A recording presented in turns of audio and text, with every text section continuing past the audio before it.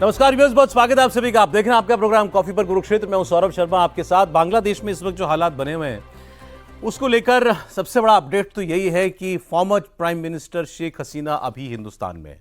वो अभी भी भारत में है। इसकी पुष्टि और किसी ने नहीं, भारत की विदेश मंत्री ने देश की पार्लियामेंट में कर दी है। और उन्होंने ये भी बताया कि बांग्लादेश के हालात कैसे कैसे बिगड़ते गए और क्यों इस हद तक बात आ गई कि शेख हसीना को भारत से रिक्वेस्ट करनी पड़ी। बहुत शॉर्ट नोटिस पर, ये विदेश मंत्री के स्टेटमेंट में ही है, बहुत शॉर्ट नोटिस पर उनको भारत से रिक्वेस्ट करनी पड़ी कि वो बांग्लादेश छोड़कर यहां आना चाहती हैं। हमने उसको स्वीकार किया और उसके बाद से अब आगे क्या होगा ये उनको तय करना है। ये भी अब तक साफ हो गया है कि शेख हसीना भारत में लंबे वक्त तक नहीं रहना चाहती हैं। वो जाना कहीं और चाहती थी, यूके जाना चाहती हैं, लेकिन यूके ने अभी तक उनको वो असाइलम कह लीजिए या शरण देने के लिए अभी तक ऐसा कोई कदम नहीं बढ़ाया है। एक खबर अभी मैं देख रहा था कि यूनाइटेड नेशंस ने, जहां इनके बेटे रहते हैं, इनका पासपोर्ट रिवोक कर दिया है। तो वेस्ट एक तरीके से कोई बहुत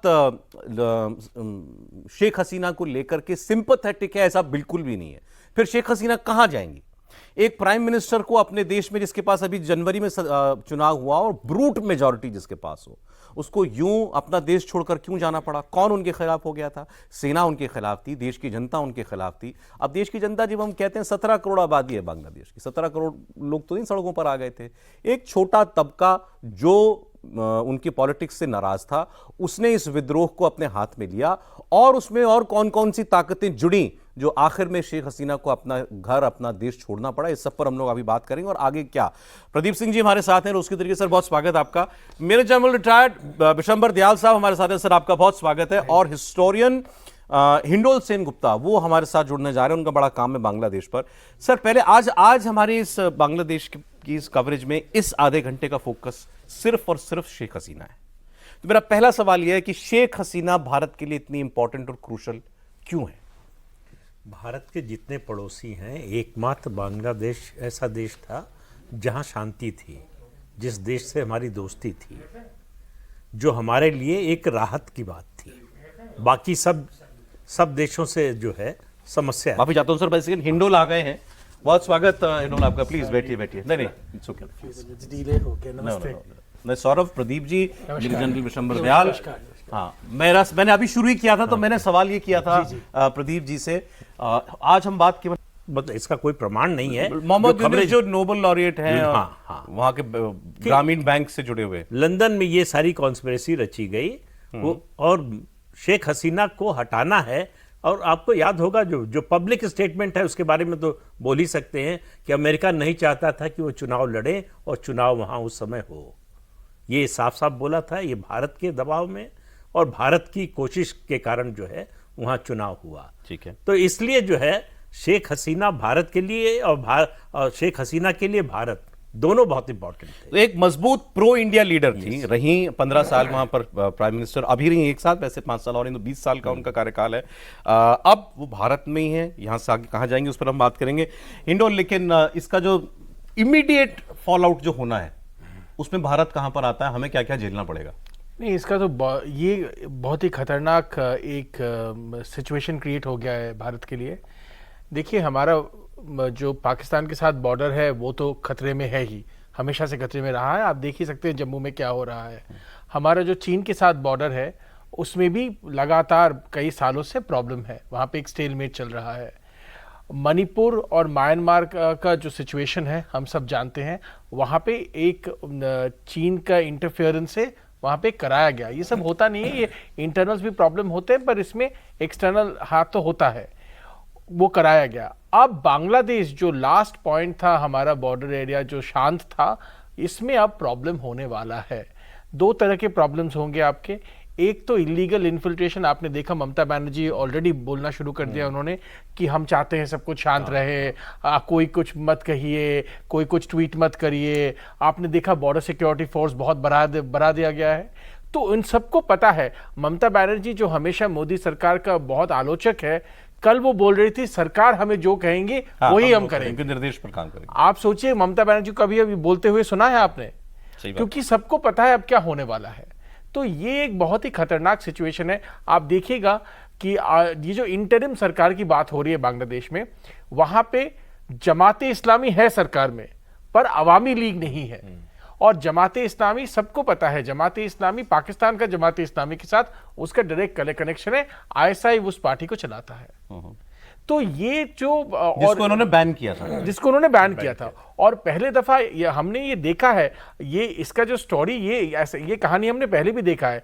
जमात इस्लामी जब भी कोई उनका पावर में होता है सरकार के ऊपर बांग्लादेश में, हिंदुओं के ऊपर अत्याचार होता है, टेररिज्म बढ़ जाता है, आतंकवाद बढ़ जाता है, इलीगल जो लोग भेजना भारत में वो बढ़ जाते हैं। अच्छा, गाय की जो स्मगलिंग की बात है वो बढ़ जाता है। ये सारा सबको पता है, ये कोई छुपा हुआ बात नहीं है।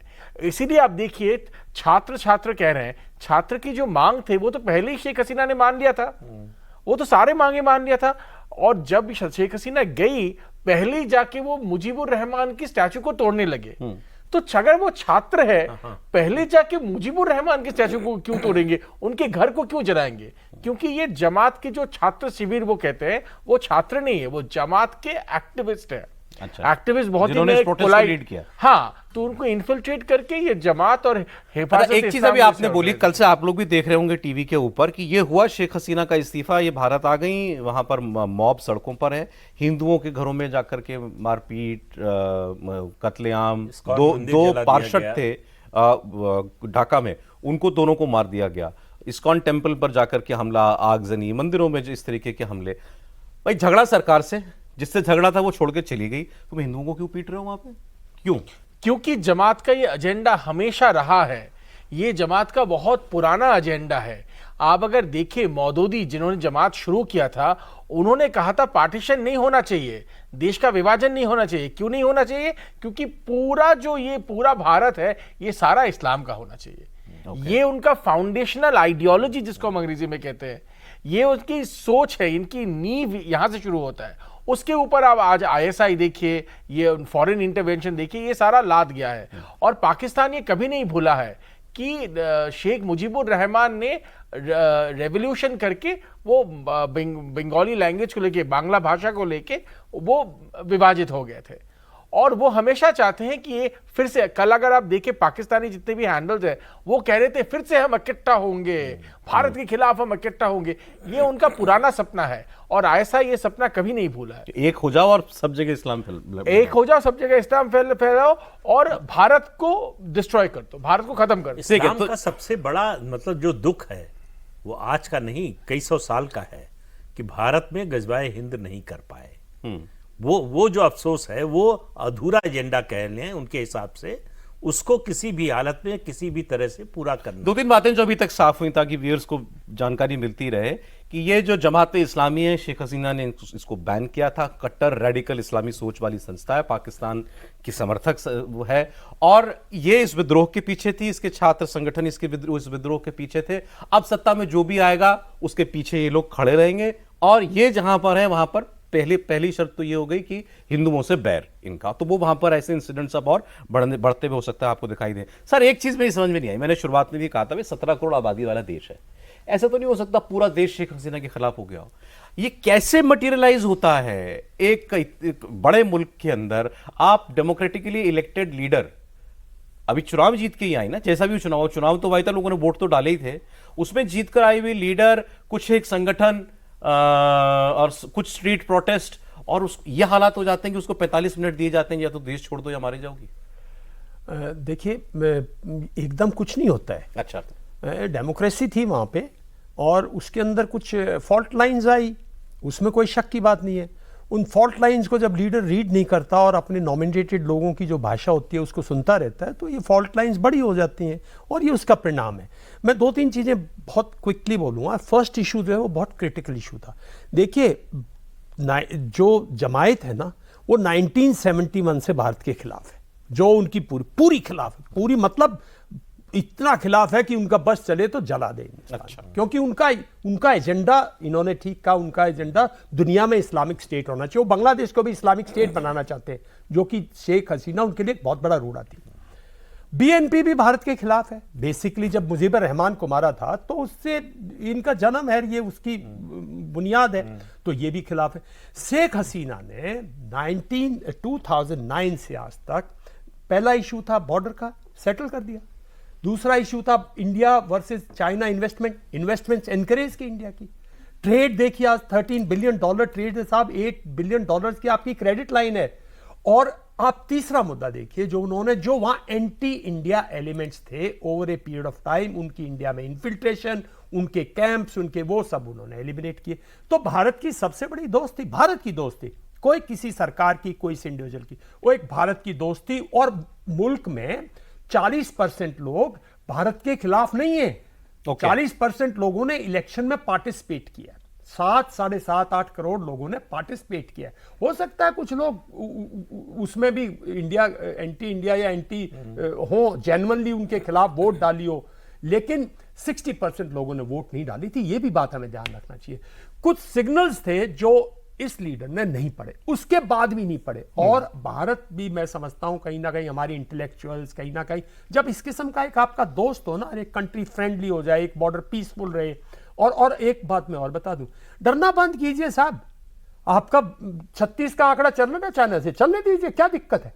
आपका पाकिस्तान से है ना, रहने दीजिए। ये कह देना कि अब ये सरकार वहां ये भाग गई, अब वहां बांग्लादेश ये कर दिया, कुछ नहीं साहब। बॉर्डर बीफ अप कीजिए, बीएसएफ आपकी स्ट्रांग है, बॉर्डर उन पे क्लियर कट होना चाहिए, किसी को अंदर मत आने दीजिए। कुछ लोग इंडियन मूल के कह के घुसने की कोशिश करेंगे, कुछ लोग यहाँ के सिंपैथाइजर्स उनको घुसाने की कोशिश करेंगे।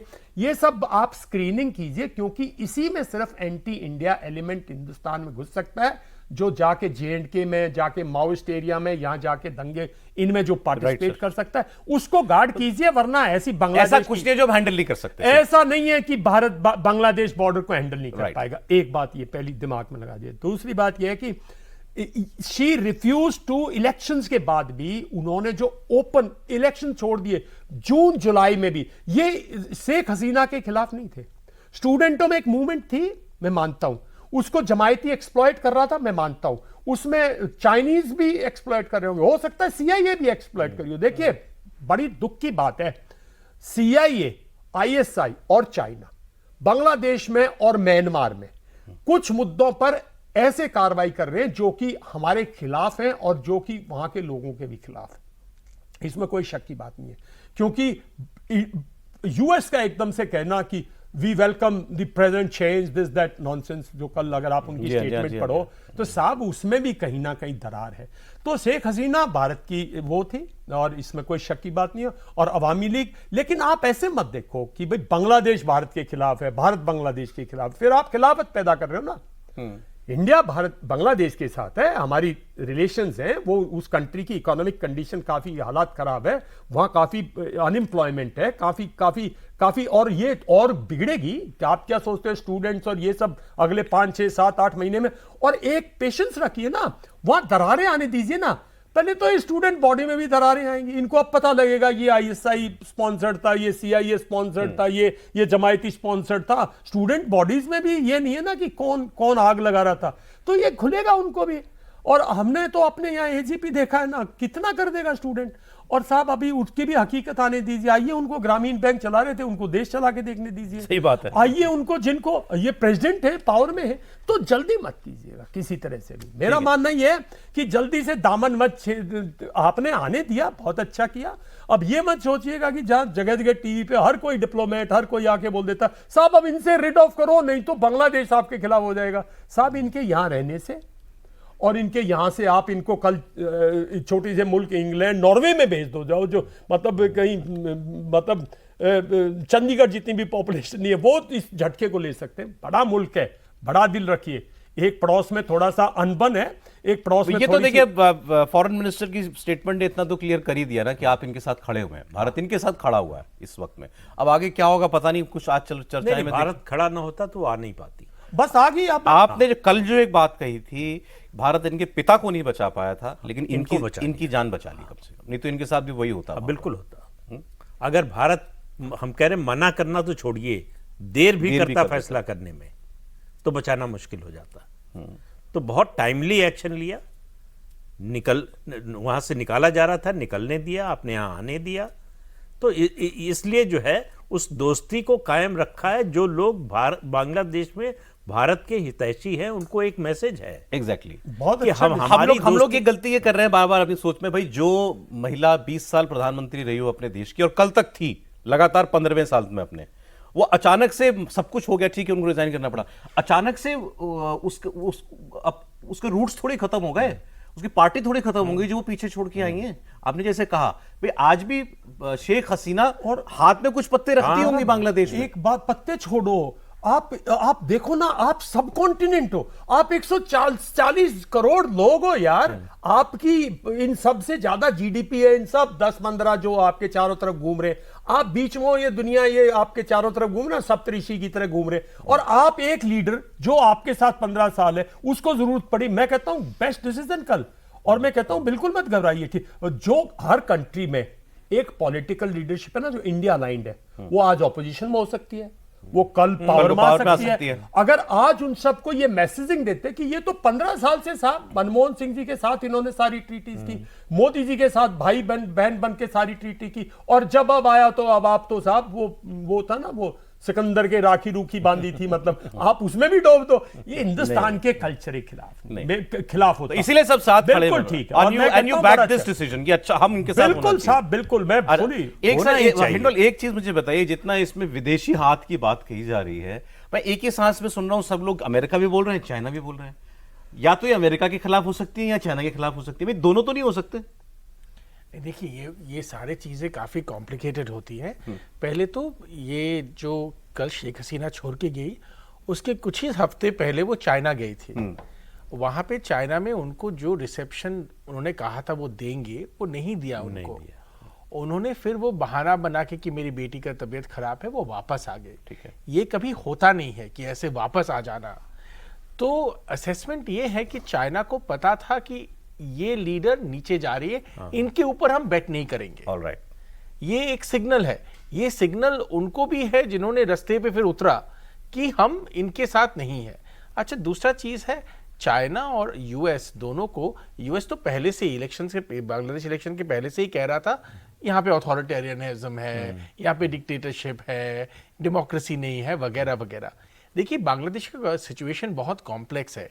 हाँ, शेख हसीना डिक्टेटर, कुछ उनके एक्शन आप देखें तो आपको लग सकता है कि ये डेमोक्रेटिक पूरा नहीं है, पर आपको ये भी देखना पड़ेगा उनके खिलाफ कौन खड़े हैं, उनके खिलाफ ऐसे फोर्सेस, सिचुएशन क्या है, कौन से फोर्सेस खड़े हैं उनके खिलाफ। आप लोग शायद भूल जाते हैं 2009 में बांग्लादेश आर्मी का एक डिवीजन उन्होंने ऑलमोस्ट शेख हसीना के खिलाफ एक रिवोल्ट कर दिया था। वहां पे भी भारत को फिर प्रणब मुखर्जी थे, उनको स्टेप इन करना पड़ा था। तो ये पूरा बांग्लादेश का सिचुएशन है। कल देखिए पहली बात वो जो थोड़ा सा अलाउ करें तो इंटरेस्टिंग कहानी है जो भी आपने है ना, ये बताना चाहिए व्यूअर्स को, क्योंकि शो ही ऐसी बातें बताने का जो आमतौर पर नहीं होती। 2009 बांग्लादेश राइफल्स, जैसे हमारे यहाँ बीएसएफ होती है, उनके बांग्लादेश राइफल्स, इन्होंने शायद रिवोल्ट किया था जी, और अपने चीफ को घर में घुस के उनको और उनकी बीवी को मार दिया।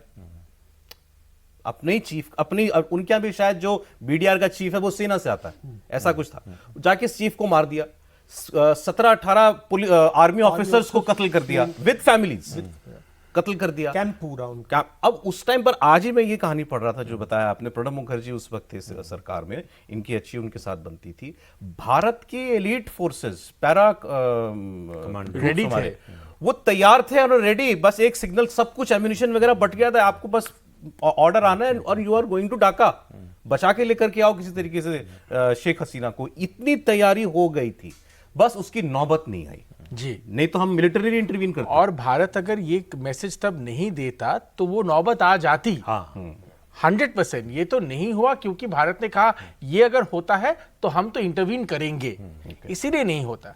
तो ये आज देखिए, कुछ महीने पहले चाइनीज बे ऑफ बंगाल में कुछ उनको पोर्ट्स चाहिए बांग्लादेश से, उसका बात हो रहा था। अमेरिका एक मिलिट्री बेस बनाना चाहता है, उसका बात हो रहा था। शेख हसीना ने खुद कहा कि म्यांमार के कुछ क्षेत्र और बांग्लादेश के कुछ क्षेत्र मिला के अमेरिका एक नया क्रिश्चियन स्टेट बनाना चाहता है, जहां पे वो एक बेस खड़ा करेगा, क्योंकि वहां पे बेस नहीं है। मणिपुर के एजिटेशन को भी इससे जोड़कर देखा जाता है। 100%। आप देखिए, बहुत लोग भारत में ये नहीं समझते हैं कि इंडिया का नॉर्थ ईस्ट और दूसरा क्षेत्र कितने छोटी सी जगह से लिंक है, जिसको हम चिकन्स नेक कहते हैं, मुर्गी का जो नेक है वो इतना छोटा सा, एक शिलीगुड़ी कॉरिडोर जिसको कहा जाता है, एक तरफ नेपाल है, एक तरफ बांग्लादेश है। वो छोटी सी जगह, आपको याद होगा शार्जिल इमाम ने क्या कहा था, चिकन से नेक काट देंगे, चिकन नेक का नेक काट देंगे तो वो नॉर्थ ईस्ट को पूरा अलग कर देंगे भारत से। तो ये जो सिचुएशन है ये सारे रियल सिचुएशंस है। और ये जो सर कह रहे हैं कि हम बड़े देश है, हमें झेलना पड़ेगा, हाँ वो हम झेलना पड़ेगा, पर एक रियलिटी से हमें देखना चाहिए कि ये तो प्रॉब्लम है हमारे लिए और सीरियस प्रॉब्लम है। मैं और एक चीज, आपकी परमिशन से और एक चीज कहना चाहूंगा। ये जो बात होता है ना, हमारे देश ने भी कुछ लोग बोलना शुरू कर दिया है कि गणतंत्र को कैसे बचाएंगे। गणतंत्र पार्लियामेंट में नहीं बचता है, वो रास्ते पे बचाया जाता है। मैं नाम भी ले सकता हूं, योगेंद्र यादव जी। मैं नाम भी ले सकता, ऐसे डरने वाली कोई बात नहीं बोला। ये जो बात है ये इतनी खतरनाक बात है। ये जो इसका वही मतलब है जो बांग्लादेश में हो रहा है। एग्जैक्टली इसका मतलब जो होता है वो अब बांग्लादेश में देखिए। जब आप कहते हैं गणतंत्र पार्लियामेंट से नहीं बचेगा, रास्ते से बचेगा, इसका मतलब आप बांग्लादेश में देखिए। ये जो फार्मर एजिटेशन वगैरह वगैरह हुआ था, उसमें जो खालिस्तानियों का इन्फिल्ट्रेशन था वगैरह वगैरह, सबको पता है।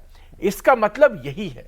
सर शायद डिसएग्री। और मेरा राहुल मानना गांधी, ये गणतंत्र बचता है देश में। अगर आपको रियली डेमोक्रेसी बचानी है, डेमोक्रेसी बचती है आपकी इंस्टीट्यूशन से। लोग तो वोट के टाइम पे करते हैं, वोट देते हैं, फिर विड्रॉ कर जाते हैं। डेमोक्रेसी बचती है डेमोक्रेटिक इंस्टीट्यूट से, वो उसके पिलर्स हैं।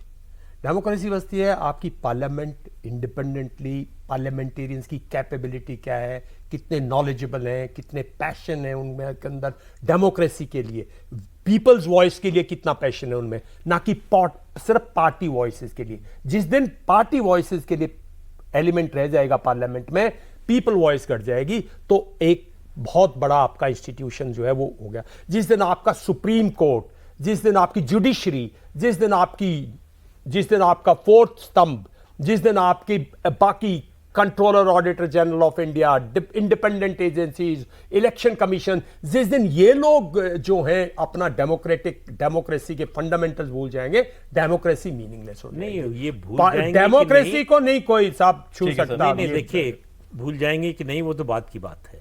इनको डिस्क्रेडिट करने की कोशिश चुनाव से पहले से शुरू हो गई थी। इलेक्शन ईवीएम की कमीशन बात, पपेट है, मैं आपको ईवीएम का सुप्रीम कोर्ट जो है वो सरकार के साथ हो गया है। तो हर इंस्टीट्यूशन को आप उसकी क्रेडिबिलिटी खत्म करने की कोशिश कर रहे हैं। राहुल गांधी जो लंदन में जाकर बोले कि अमेरिका और यूरोप जो है कुछ कर ही नहीं रहा है, इंटरवीन करना चाहिए इतनी बड़ी डेमोक्रेसी को बचाने के लिए, इसी तरह का इंटरवेंशन चाहते थे जो बांग्लादेश में हो रहा है। नहीं, और मैं एक चीज बताना चाहूंगा, हिंदुस्तान के लोग ऐसे कुछ नहीं करने देते साहब। हिंदुस्तान के लोग करने दिया साहब, हिंदुस्तान के देते लोग नहीं। किसी को भी नहीं करने देंगे साहब। एक बात सुनिए, हम ना तो बांग्लादेश है, ना बनाना रिपब्लिक है, ना कोई छोटा मोटा मुल्क है। 140 करोड़ लोग हैं, फेडरल सिस्टम है साहब। आप पूरे मुझे पार्लियामेंट के लोग पूरी की पूरी देश की भाषा नहीं गिन सकते। उनको मैं पार्लियामेंट में क्वेश्चन भेज देता हूं, अभी क्वेश्चन भेजो।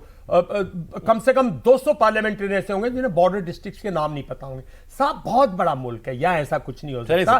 किसी से भी कंपेयर करना हिंदुस्तान में नहीं हो सकता, बात सही है। किसी को भी हमारी सिचुएशन को किसी से भी ऐसा देखिए, हिंडोले और प्रदीप जी ने सिर्फ इतना कहा, ऐसे कोशिशें हिंदुस्तान में भी हुई। हिंदुस्तान में नहीं हो सकता, ये एक फैक्ट है, लेकिन ऐसी कोशिश नहीं हो रही है, ये सही बात नहीं। चर्निंग प्रोसेस है।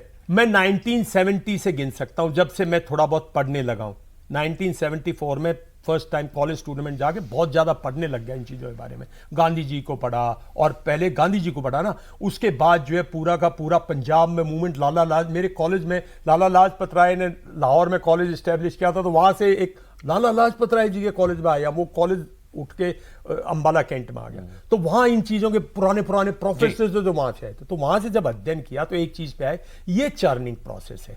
सब टाइम पे ऑपोजिशन गवर्नमेंट को अक्यूज करती हैं, गवर्नमेंट्स ऑपोजिशन को, जब नई बात बनती तो एजेंसीज को अक्यूज करती हैं। भारत पे ये टेम्पररी फेजेस हैं, इनको छाप देना कि जी हम ये बांग्लादेश की तरह ये वो, ना तो हमें बांग्लादेश से लेसन सीखने की जरूरत है, ना हमारे मुल्क में इस किस्म का माहौल है, ना हम इतने डिवाइडेड हैं। हमारी पॉपुलेशन 1947 से इस तरह डिवाइडेड नहीं है। बहुत लोग कोशिश कर चुके हैं।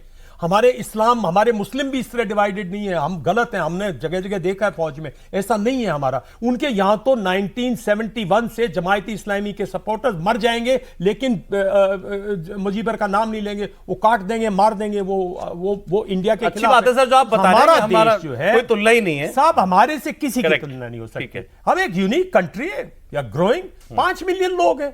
एक तो एक कंट्री के हमारे मूल के लोग प्राइम मिनिस्टर रह चुके, दूसरे में प्रेसिडेंशियल कैंडिडेट है, पता नहीं कहां कहां जाएंगे। हम एक एंटरप्रेन्योरशिप डिफरेंट पॉपुलेशन है, we are dynamic population, we are on the move. ठीक है सर, आप फाइनली सर क्लोजिंग मतलब प्रोग्राम में क्लोजिंग कमेंट्स के लिए थोड़ा सा अगर आप लेकर के चलें, आप हिस्ट्री की समझ रखते हैं, आप इंटरनेशनल अफेयर्स की समझ रखते हैं, आने वाले वक्त में क्या क्या देखना पड़ेगा हमें? नहीं देखिए, बहुत चीज़ें हैं। पहली बात तो कोई भी मुल्क यूनिक नहीं होता है, ऐसा कोई भी देश में, पूरे विश्व में ऐसा कोई भी मुल्क नहीं है जो यूनिक है। सब मुल्क में सिमिलैरिटीज होता है, डिससिमिलैरिटीज होता है। अगर ऐसा कोई यूनिक मुल्क होता तो हम कभी इंटरनेशनल अफेयर्स का कोई हम फील्ड ही नहीं कर पाते, क्योंकि कंपैरेटिव स्टडी पूरा फील्ड का एक जो मूल धारा है। तो ये भारत यूनिक है, ये नहीं मैं मानता हूँ। हाँ, ये बात सही है कि हम बहुत बड़े मुल्क है, हम में डाइवर्सिटी बहुत है, पर ऐसा कहना कि भारत में कभी ऐसे इन्फ्लुएंस नहीं आएगा, बंटवारा फिर से नहीं होगा, ये भी नहीं मानता। क्योंकि आप देखिए, भारत का इतिहास ये दर्शाता है, जब से भारत बना है, भारत तो पहले से ही था, बट इंडिपेंडेंट रिपब्लिक जब से 1947 से बना है, उसके बाद हमेशा से नॉर्थ ईस्ट में हमारा प्रॉब्लम था, साउथ में हमारा प्रॉब्लम था, पंजाब में खालिस्तान इशू था। तो ऐसे कई जगह कई प्रॉब्लम्स बहुत सालों से हमने झेला है, बहुत सालों से। पंडित नेहरू से ऐसा कोई प्रधानमंत्री नहीं है जिन्होंने ये सेपरेटिस्ट मूवमेंट्स नहीं झेले हैं। बीच में मनमोहन सिंह जी कहते थे कि 1/3 भारत का सबसे ज्यादा इंटरनल खतरा था हमें नक्सलिज्म से। तो ये हम खतरा हमेशा से रहा है और हम ये खतरों को थोड़े आसानी से नहीं ले सकते। मेरे हिसाब से ये सीरियसली लेना चाहिए। आज हमें जो एक बॉर्डर हमारा शांत था वो भी खुल जाएगा। हम शायद इसको मेंटेन कर सकते हैं, वो अलग बात है, पर हमें इसको लाइटली नहीं लेना चाहिए। ठीक है प्रदीप जी। नहीं, मेरे हिसाब से जो है बिल्कुल मैं सहमत हूँ मंडल जी की बात से कि ये हमको सावधान रहना चाहिए, हमको इतिहास से सबक लेना चाहिए। हम देख चुके हैं, हम 1000 साल गुलाम रह चुके हैं, तो ये कहना कि ऐसा हो ही नहीं सकता, इसी देश में हुआ ना, ये देश जो सोने की चिड़िया था वही देश गुलाम हुआ। तो सावधान रहने की जरूरत है। भारत की शक्ति पर किसी को शक नहीं है, उस पर कोई संदेह नहीं है। हम ऐसे खतरों का मुकाबला कर सकते हैं, लेकिन हम सजग और सावधान रहेंगे तब कर सकते हैं। अगर शुतुरमुर्ग की तरह रेत में गर्दन घुसा देंगे कि नहीं सब चंगा है, कुछ चिंता करने की जरूरत नहीं है, आराम से सोइए, तो फिर समस्या होगी। तो इसलिए सावधान रहने की, सजग रहने की जरूरत है। इसका यह मतलब नहीं कि हम कमजोर हैं। शेख हसीना 6 साल पहले भारत में रह चुकी हैं। हाँ। आपको दोबारा ऐसा कोई दौर लगता आएगा? क्योंकि अभी तक तो नहीं पता वो कहाँ जाएंगी। यूके कुछ आवाज, यूके बोल नहीं रहा है, यूएस चाहता नहीं है कि वो वहाँ आए, तो क्या भारत ही अंत में बनेगा वो देश जहाँ पर यूएस शेख ने हसीना जो रहेंगी? रुख अपनाया है उसको देखते हुए यूके नहीं, पर इसका भी एक स्ट्रेटेजिक रीजन है। अगर अब ये क्लैरिफाइड नहीं है कि यूके फाइनली कुछ बोलेगा कि नहीं, यूएस कुछ बोलेगा कि नहीं, पर अगर वो भारत में ही रहती हैं, इसका मतलब है दूसरे कई सारे देश उनको नहीं चाहते हैं कि वो वहां जाए, ताकि ये अंडरलाइन होता रहे कि भारत के हेल्प से, ये भारत के जो अंग्रेजी में स्टूज कहते हैं, हाँ। ये भारत का ये आदमी थे, ये भारत के लिए ही काम कर रहे थे। जो जमात कहता है रास्ते पे कि ये शेख हसीना तो भारत की है, Not an ideal situation वो for तो us भारत also. की एजेंट है। हम भी यही चाहेंगे कि किसी और देश में जाएंगे। हाँ, अगर एकदम। ये चलेगी तो क्या जमायते अपना ओपिनियन बदल लेगा? नहीं बदलेगा भाई, बिल्कुल नहीं बदलेगा। और मैं ये नहीं कह रहा सतर्क रहने की जरूरत नहीं है, मैं फौजी हूं। फर्स्ट चीज इज डिफेंस, फर्स्ट चीज इज बी अलर्ट। मैं जो बात कह रहा हूं वो समझने की कोशिश कीजिए साहब। पास्ट वॉर पे फ्यूचर वॉर प्लानिंग नहीं की जाती। पास्ट हुआ, हिंदुस्तान का बहुत दुर्भाग्य हुआ, 618 मुल्क थे ना, या 618 किंगडम्स थी, अपना अपना इंटरेस्ट परस्यू कर रही थी। चर्निंग प्रोसेस है, उसको मिलने में वक्त लगता है। मैं ये कहता हूं ये भारत इतना यूनिक है। आज यहां पे एक बार इमरजेंसी लगी थी, हिमालय से जो टकराता है ना जी, उसकी इको विंध्यास पार नहीं करती। इमरजेंसी के बाद भी साउथ में कांग्रेस थी। अब भी नॉर्थ में जब बिल्कुल बीजेपी का डंका बजा, जो बालाकोट की जो है विंध्यास पार नहीं कर पाई। से बड़ा India is a very unique country ठीक है इन सर, टुडेज वर्ल्ड। ये अपना आप Don't एक take the बिल्कुल uniqueness separate of topic India of- by all these of things, discussion है, right? इस पर एक नहीं कई एपिसोड हमें और लग जाएंगे। फिलहाल तो बांग्लादेश की परिस्थिति देखते हैं कैसे बनती है आगे। बहुत शुक्रिया प्रदीप जी, जनरल साहब आपका, हिंडोल बहुत आप आए हमारे प्रोग्राम में, बहुत शुक्रिया आपका भी। कॉफी पर कुरुक्षेत्र के लिए मैं आज इतना ही व्यूअर्स, कल फिर आपसे मुलाकात होगी ठीक 6 बजे। फिलहाल एक ब्रेक ले रहे हैं और बांग्लादेश को लेकर एयर इंडिया ने क्या ऐलान किया है ये खबर आपको देंगे एक छोटे से ब्रेक के बाद।